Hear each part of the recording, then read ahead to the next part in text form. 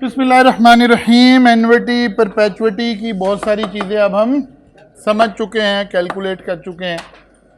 एक छोटी सी कैलकुलेशन आप ज़रा निकाल लें, कॉपी निकाल लें। आज लिखना है आपने जो कुछ मैं लिख रहा हूँ। एक छोटा सा प्रोजेक्ट हम बनाने लगे हैं।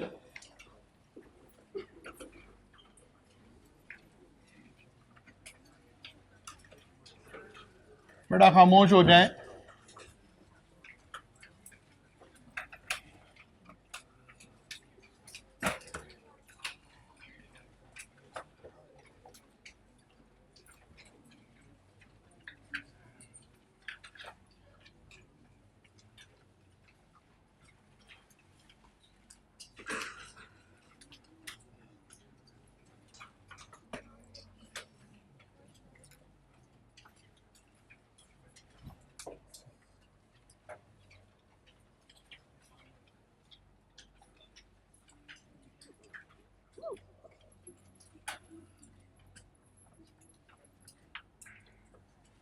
देखिए, मैंने एक प्रोजेक्ट लिखा है।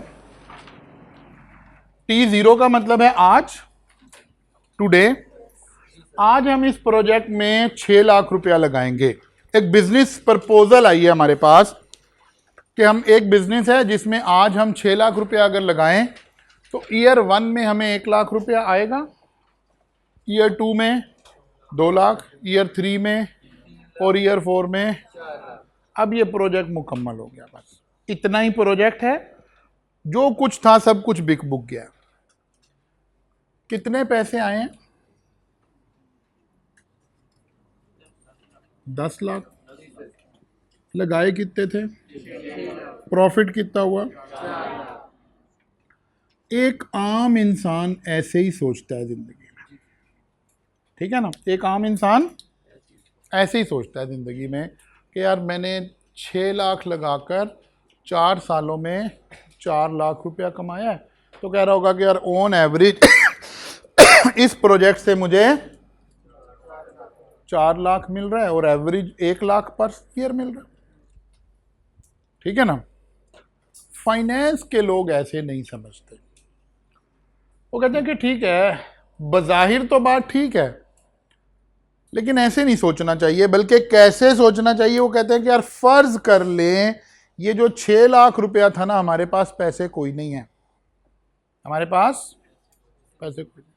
हमने बैंक से 6 लाख उधार ले लिया। बैंक ने हमें 10% इंटरेस्ट रेट पर पैसे दे दिए, ठीक है। अब आपको पता है हमने 2 बातें पढ़ी हैं, एक कंपाउंडिंग और दूसरी डिस्काउंटिंग। अब हम क्या करना चाहते हैं? पहली बात तो फाइनेंस का बड़ा गलत उसूल लगाया है। हमने डिफरेंट टाइमलाइन पर पड़ी हुई चीज़ों को ऐड कर दिया। जब फाइनेंस तो कहता है नहीं ऐड और लेस कब होती हैं? लाइक विद लाइक, एक टाइमलाइन पे पड़े हुए। तो वो कहते हैं कि यार नहीं, ऐसे नहीं, ऐसा करें इन सारों को किसी एक टाइमलाइन पर ले जाएं। और आमतौर पर वो एक जगह कौन सी है? Zero, present value. वो कहते हैं यार आप इस प्रोजेक्ट की प्रेजेंट वैल्यू निकालें। किस पर? फर्ज करें 10% पर। प्रेजेंट वैल्यू कैसे निकलती है? इंटरेस्ट डिस्काउंट फैक्टर से मल्टीप्लाई करने से। डिस्काउंट फैक्टर किसे कह रहे थे? 1 + RP⁻, ठीक है ना। अब जो चीज वो वाली एग्जांपल याद है, वो जो हमने फ्लोर बनाए थे, बल्कि यहीं शुरू में बनी हुई थी ना, कि यार सारी चीजों को या उठाकर कहाँ ले जाएं? किसी एक टाइम लाइन पर ले जाएं। ये थी ना हमारे पास ये। अब हम सारी चीजों को कहाँ वापस ला रहे हैं? जमीन पर। तो जो चीज पहले ही जमीन पे पड़ी है उसको तो छेड़ने की जरूरत नहीं है। यानी इस चीज की प्रेजेंट वैल्यू यही है ना, यानी इसका डिस्काउंट फैक्टर क्या है? 1, क्योंकि जब n को 0 करेंगे तो ये सारा फैक्टर क्या हो जाएगा? 1। इसका मतलब है, इधर देखिए, ये 6 लाख तो ऐसे ही रहा, बात समझ आ रही है। और ये 6 लाख हमारे से गया है, इसलिए माइनस लगा दिया, इसके गिर्द ब्रैकेट लगा दिया, यानी ये कैश का आउटफ्लो हुआ है, पैसे गए हैं। इसको मल्टीप्लाई किया किससे? अब 10% है ना, 1.1 रेज टू पावर -1 करें जी, क्या आंसर आ गया? 90,909। इसको किससे मल्टीप्लाई किया? 1.1 रेज टू पावर -2, 65,079, 89।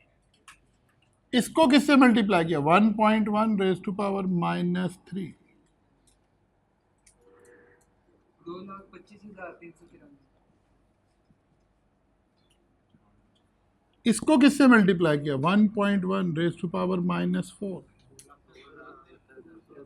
2,75,000।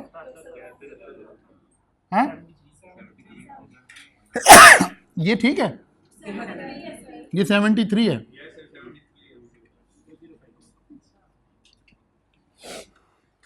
ठीक है, अब जरा तवज्जो करें क्या कह रहा हूं मैं।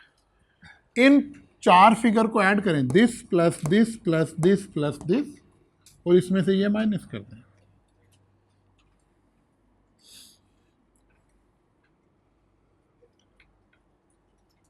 कैलकुलेटर निकालो भाई।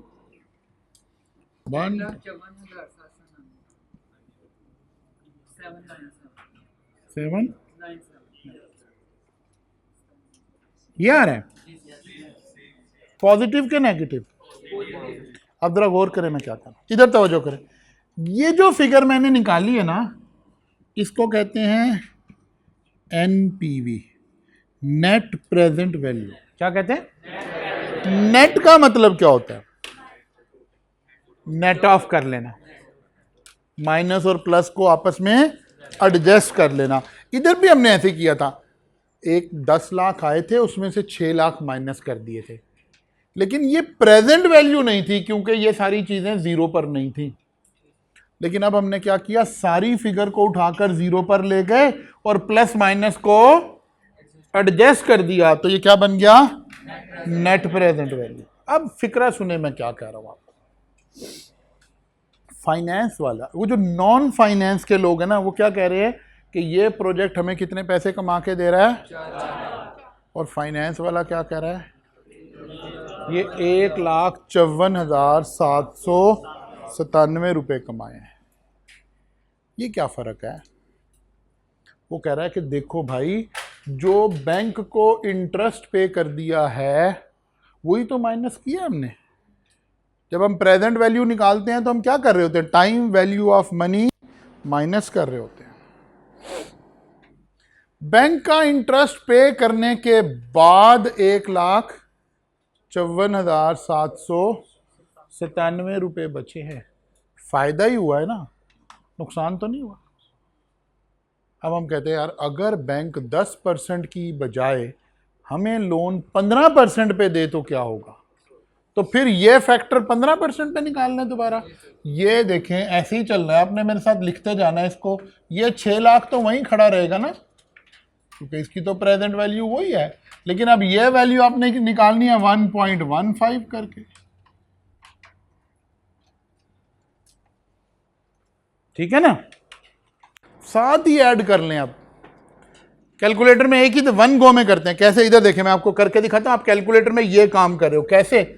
-6 लाख लिखा आपने, प्लस 1 लाख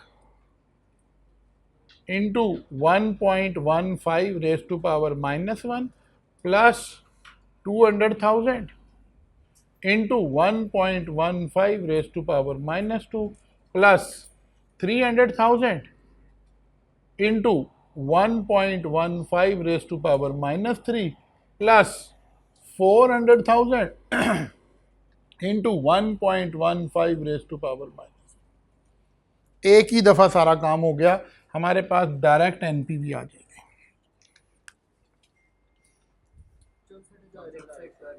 64,000 पॉजिटिव है। अगर बैंक ने अपना इंटरेस्ट रेट बढ़ा दिया तो हमारा प्रॉफिट कम हो गया। बैंक का इंटरेस्ट रेट बढ़ा, हमारा प्रॉफिट कम हो गया। ठीक है, ओके। इसका मतलब है हमें प्रोजेक्ट से जो मुनाफा आ रहा है वो थोड़ा कम हो गया। हमने फिर अपने आप को अंदाजा लगाया ऐसे ही, हमने कहा अगर बैंक 20% पे चला जाए तो क्या होगा। अब यहां चेंज कर लें कैलकुलेटर में, 1.2 कर लें, कर दें शाबाश।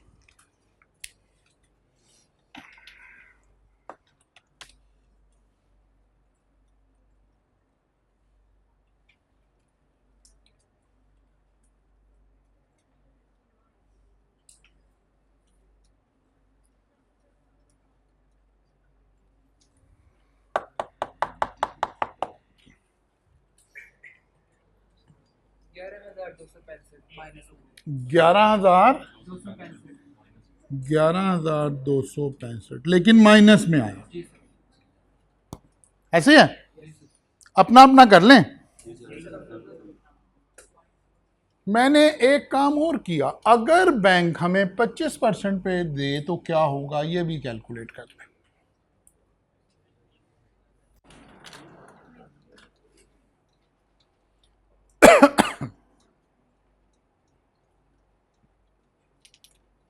अगर बैंक इंटरेस्ट रेट बढ़ाकर 25% कर दे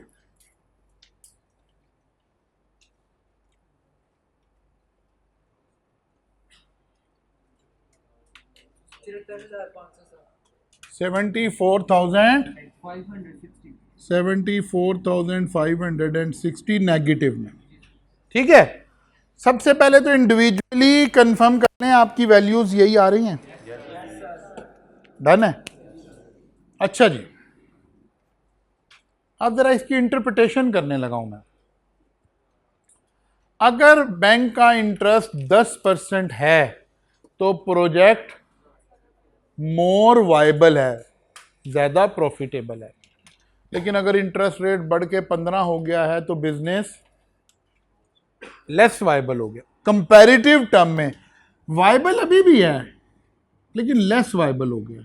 इंटरेस्ट रेट और बढ़ गया है, प्रोजेक्ट वायबल ही नहीं है। अब इसका मतलब है हम सारा प्रोजेक्ट करेंगे और जेब से 11,265 भी डालेंगे, ये नुकसान हो गया ना, और यहां और लॉस हो गया। इसीलिए हम कहते हैं कि जब मुल्क की इकोनॉमी में इंटरेस्ट रेट ऊपर चला जाए तो बिजनेसमैन कह रहा होता है यार यहां कारोबार कैसे करें, ये वही बात नजर आ रही है। इसलिए हम कहते हैं अगर इकोनॉमी तरक्की कर रही है तो इंटरेस्ट रेट को नीचे आना चाहिए, और अगर इंटरेस्ट रेट किसी मुल्क में बढ़ रहा है तो इसका मतलब है इकोनॉमी वीक हो रही है, क्योंकि बिजनेस वीक हो रहा है, बिजनेस की वायबिलिटी वीक हो रही है। अच्छा, अब एक और एंगल से समझें। जब हमें बैंक ने पैसा दिया 10% पर और हमें भी बच गए, इसका मतलब है प्रोजेक्ट ने 10% से ज्यादा कमाया, जिसमें से कुछ बैंक को पे कर दिया हमने, बाकी के हमें बच गए। यानी प्रोजेक्ट का जो रिटर्न है वो 10% से ज्यादा था, 15%। प्रोजेक्ट का रिटर्न 15% से ज्यादा था तभी हमें बच गया। प्रोजेक्ट का रिटर्न 20% से कम है तभी हमें लॉस हो रहा है। बात समझ आ रही? अब हम अपने आप से एक सवाल पूछते हैं, यार हम ये तो बता रहे हैं ज्यादा है कम है, हम डायरेक्ट ये क्यों नहीं बता रहे कि प्रोजेक्ट कितने % कमा रहा है? What is return of the project? what is overall return of the project? Overall return of the project is called IRR, internal rate of return. IRR stand for internal rate of return. अब दो छोटी छोटी technique है, कभी बड़े paper में जब आप कॉस्ट भी पढ़ेंगे, यहां भी थोड़ा सा पढ़ेंगे। एक टेक्निक है उसे हम कहते हैं एनपीवी। एनपीवी की टेक्निक ये कहती है कि आपके पास कोई प्रोजेक्ट हो और आपको पता हो फाइनेंस किस रेट पे मिलेगा, उस पर एनपीवी निकाल लें। If it is positive, project is viable. If it is negative, project is not viable. जब तक पॉजिटिव आ रहा है, हमें कुछ ना कुछ बच रहा है, तो कर लेना चाहिए प्रोजेक्ट। लेकिन अगर वो नेगेटिव हो जाए तो हमें हाथ से काम भी करेंगे और हाथ से पैसे भी डालेंगे, तो फिर ऐसे काम को तो करने का कोई फायदा नहीं है। Now internal rate of return की दो डेफिनेशन लिखे अपने पास। IRR is overall return of the project। IRR किसको कहते हैं? It is the overall return of the project. अपने समझने के लिए ब्रैकेट में एक बात लिखें, including time value of money, including time value of money means interest.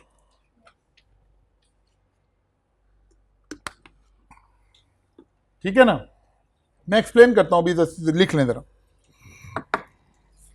IRR is overall return of the project including which means interest. एक definition. दूसरी लाइन में लिखें, it is the discount rate, it is the discount rate at which NPV of the project becomes zero। लिख लें, मैं explain बाद में करता हूं। It is the discount rate at which NPV of the project becomes zero। ठीक है? क्या मतलब? वो कहते हैं एक ऐसा इंटरेस्ट रेट, इधर देखें, हम इंटरेस्ट रेट चेंज कर रहे थे 10%, 15%, 20%। वो कहते हैं एक ऐसा इंटरेस्ट रेट ढूंढें जिसके ऊपर एनपीवी क्या आ जाए? जीरो आ जाए। अब हमारी आंख देख रही है वो इंटरेस्ट रेट 15 से 20 के दरमियान है, क्योंकि कहीं ये अमाउंट कम होते होते जीरो को टच होकर फिर नेगेटिव में गई है ना।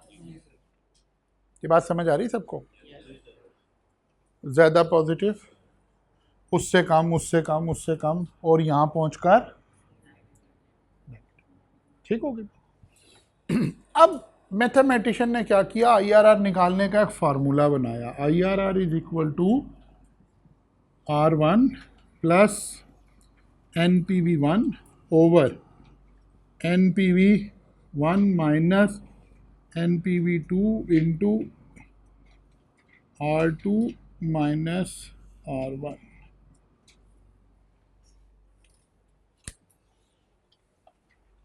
IRR is equal to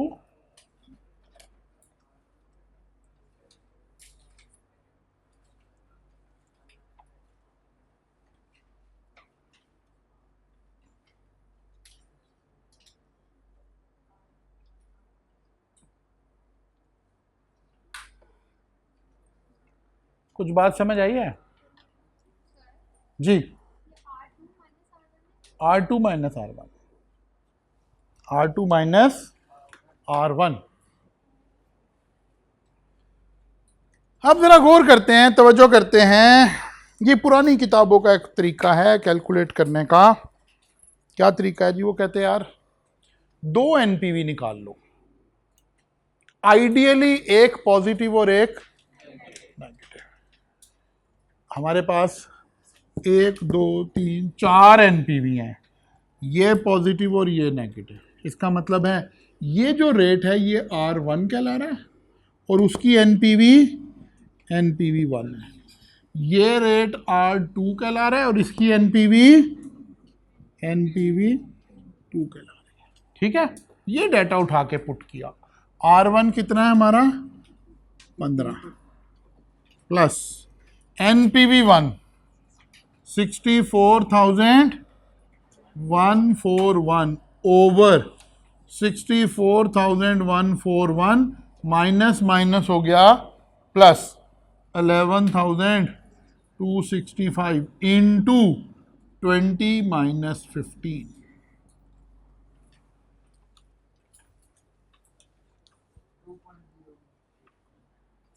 नहीं,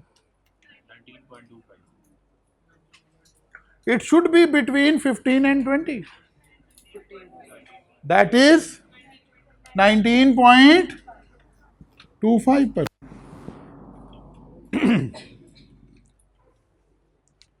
वो कह रहा है कि जो प्रोजेक्ट का रिटर्न था ना, इंक्लूडिंग टाइम वैल्यू, अभी पैसे बैंक को नहीं पे किए, प्रोजेक्ट 19.25% कमा रहा था, हम 19 ही बोल देते हैं। इसीलिए जब हमें बैंक ने पैसे दिए थे ना 10% पे, 19 में से 10 हमने बैंक को दे दिए, बाकी हमें बच गए। 19 में से 15 बैंक को दे दिए, बाकी हमें बच गए। लेकिन बैंक को 20 देने हैं तो हमें नुकसान ही होना था। ये बात समझ आ रही है? हमारा प्रोजेक्ट टोटल कितने कमा रहा है? 19.25, जिसमें से हमने बैंक को भी अभी देने हैं। इसीलिए मैंने पहले क्या लिखवाया था? It is overall return including interest. अभी इंटरेस्ट नहीं पे किया।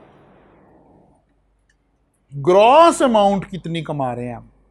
19.25। अब अगर बैंक को इंटरेस्ट देना है 20 तो नुकसान ही होगा ना, इसीलिए नेगेटिव आ गया। बैंक को इंटरेस्ट देना है कितना? 25, और ज्यादा नुकसान होगा ना, इसीलिए एनपीवी और नेगेटिव हो गई है।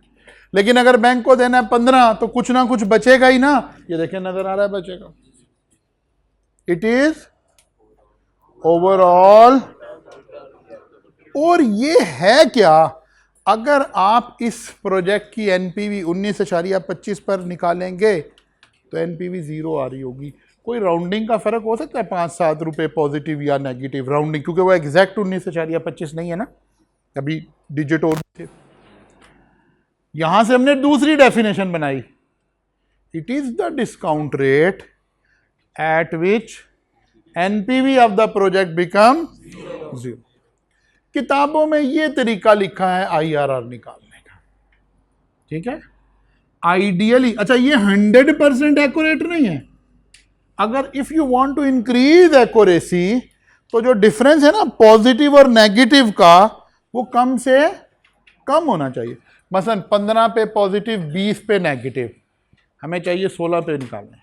पॉजिटिव छोड़ दो, 17 पे निकालें पॉजिटिव, 18 पे निकालें पॉजिटिव, 19 पे निकालें पॉजिटिव, 20 पे निकालें नेगेटिव। अब 19 और 20 को यहां डालें तो इसकी एक्यूरेसी बढ़ जाएगी। लेकिन हमें इतना 100% एक्यूरेट रिजल्ट चाहिए नहीं है। अब देखें, इसमें ना कोई 1% की वेरिएशन आ जाएगी। मसलन ऐसे सोचें, आप कहते हो नहीं सर मैंने 10% और 20% से रेट निकालना है, स्प्रेड तो बढ़ गया ना, थोड़ी एक्यूरेसी क्या हो जाएगी? सेक्रीफाइस हो जाएगी, लेकिन ट्रेंड नजर आ जाएगा। जरा ये दो फिगर डाल के, इसे R1 रखें, इसे R2 रखें, डालिए जरा, शाबाश।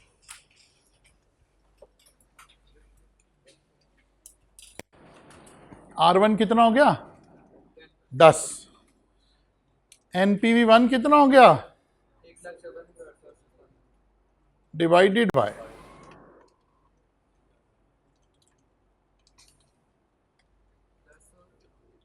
10 और 15 नहीं, 10 और 20, एक नेगेटिव एक पॉजिटिव।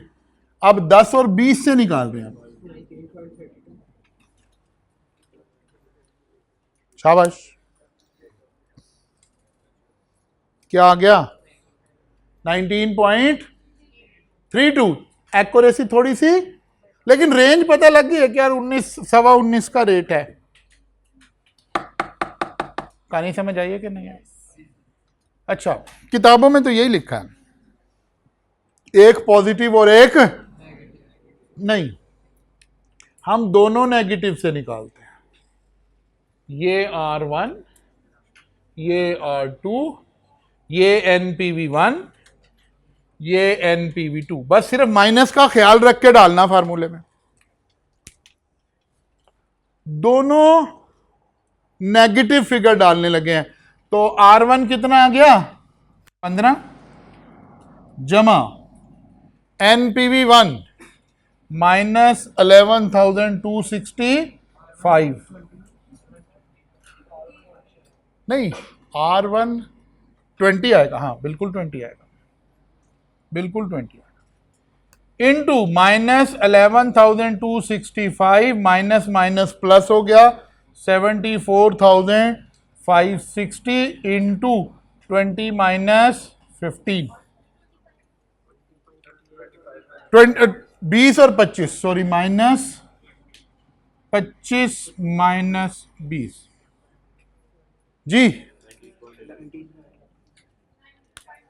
19 पॉइंट वहीं खड़े हैं 19% से ज्यादा और 20% से इसका मतलब है हम इस नतीजे पर पहुंचे कि IRR दोनों पॉजिटिव से भी निकल सकता है दोनों actually we need 2 NPVs ideally 1 positive and 1 negative but it is not compulsory ये फार्मूला इतना स्मार्ट एनफ है कि दोनों पॉजिटिव हों भी तो कैटर कर लेता है दोनों नेगेटिव हों तो भी क्या मैंने इसीलिए आपको दानिस्ता सवाल ऐसे एडजस्ट करके बनाया था ताकि सारी बातें अकोमोडेट हो जाए जी नवाज साहब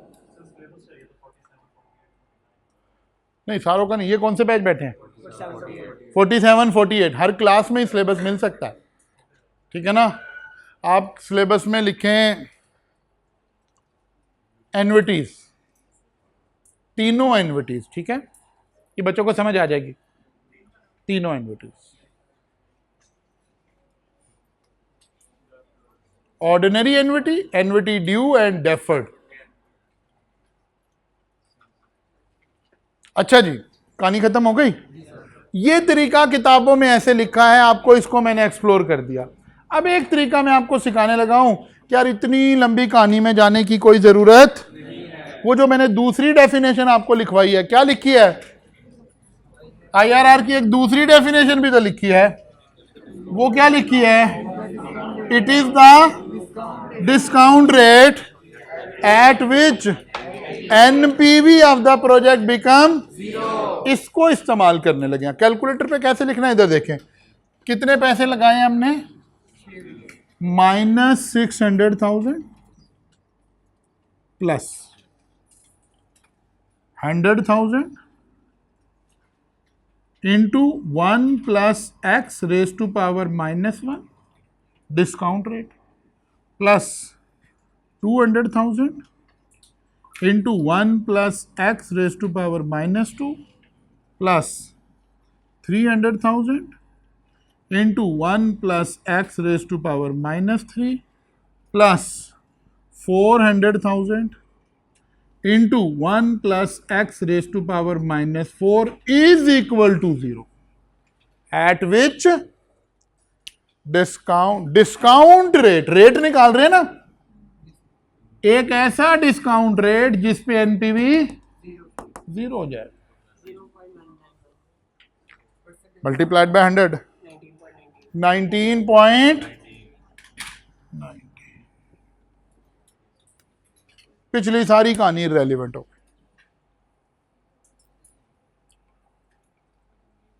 done this is the most accurate answer इसी के गिर्द घूम रहा था थोड़ा सा इनएक्यूरेट 19.25 19.32 ये वो एक्यूरेसी मेंटेन ये एक्यूरेट आ रहा है 19.19 हमारा प्रोजेक्ट 19.19% अर्न कर रहा है अगर आपको बैंक इससे सस्ता पैसा दे रहा है तो प्रोजेक्ट कर लेना चाहिए लेकिन अगर बैंक ही 25% पे दे रहा है तो प्रोजेक्ट नहीं करना चाहिए हम कोई भी प्रोजेक्ट जब जिंदगी में करने लगते हैं फाइनेंस के लोग हम पहले उसका IRR कैलकुलेट करते हैं फिर बैंक से पूछते हैं भाई किस रेट पे पैसे दोगे अगर वो इससे कम पे हो मसलन इंटरेस्ट रेट 5% चल रहा हो तो हमें जल्दी से प्रोजेक्ट करना चाहिए बैंक से पैसे पकड़े ये इस बिजनेस में लगा दें हमें भी कुछ बच जाएगा बैंक भी पैसे कमाएगा लेकिन अगर बैंक ही 25% पे दे रहा है तो फिर हमने कहां से कमाने डन होगी बात बस ये जो कुछ मैंने लिखा है ये सारा आपने करके आना है कल का लेक्चर बड़ा अहम है हमने अब इसको अप्लाई करना सीखना है डन होगी बात कल मुलाकात होगी यहां से आगे चलेंगे इंशाल्लाह